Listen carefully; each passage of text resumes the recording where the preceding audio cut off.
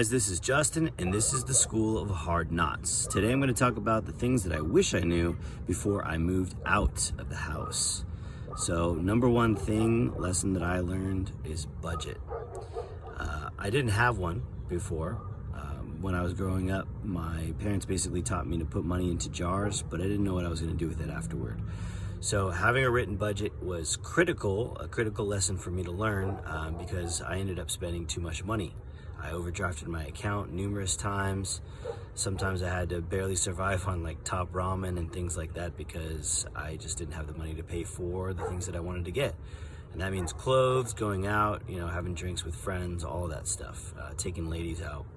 It sucked. So definitely have a budget. Make sure you know how much money's coming in and how much money's going out. With that, bills. Those are the things I didn't anticipate before moving out. Some of the things I didn't think about was trash, water, electricity, car payment, car insurance, little things that come up here and there, car repairs and phone bill, internet bill, all that stuff adds up.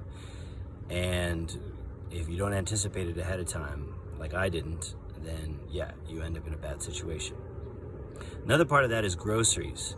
So eating out ended up costing me a lot of money, way more than I expected. I was think I was spending like $400 a month on food or something ridiculous, and that could go to much better things. So going to the grocery store and learning how to pick out food that was going to last me a while, be able to prep it, have it, last me multiple meals. I was able to bring my cost per meal to like less than $5, and that's the way to go, really. If you want to live affordably, you can probably do a lot less than $5 actually.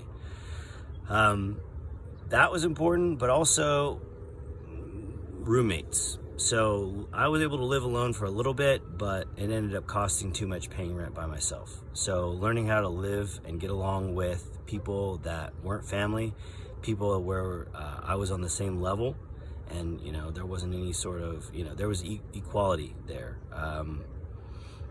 That was a challenge, and learning how to communicate, when we're going to clean things up, when we're going to have people over. Those are the kinds of things I didn't think about before moving out, and those are the things I highly recommend you consider as well. You want somebody that you can trust, who's going to be reliable to pay the rent and take care of things, but also that you can communicate and get along with, and is not going to be a jerk. So that's an important thing.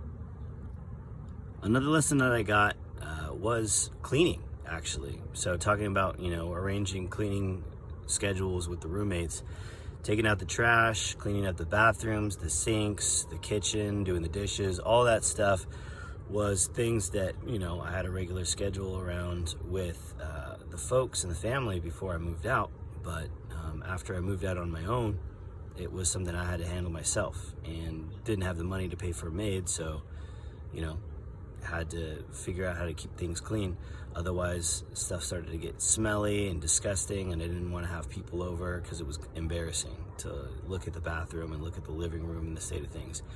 I mean, it's kind of standard for bachelors, but you don't want to be that guy. So think about how you're going to have a cleaning schedule and how you're going to get things done.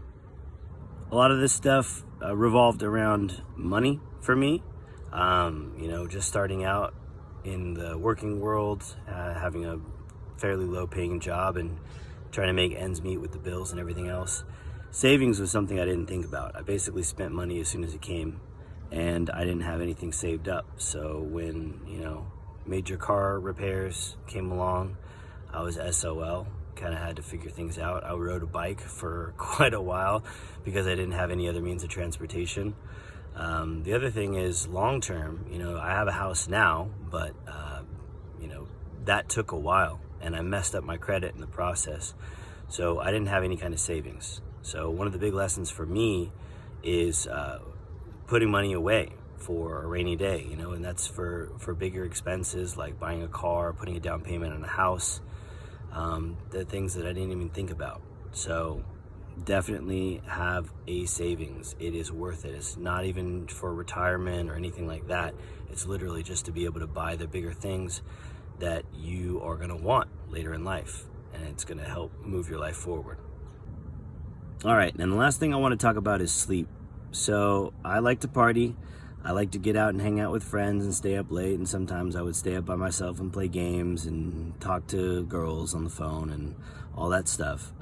But sleep crept up on me, and only getting like 4 or 5 hours of sleep a night added up, and eventually I wasn't performing well at work. I was feeling generally not good. Didn't have energy or motivation. Just my total health and well-being was not doing great.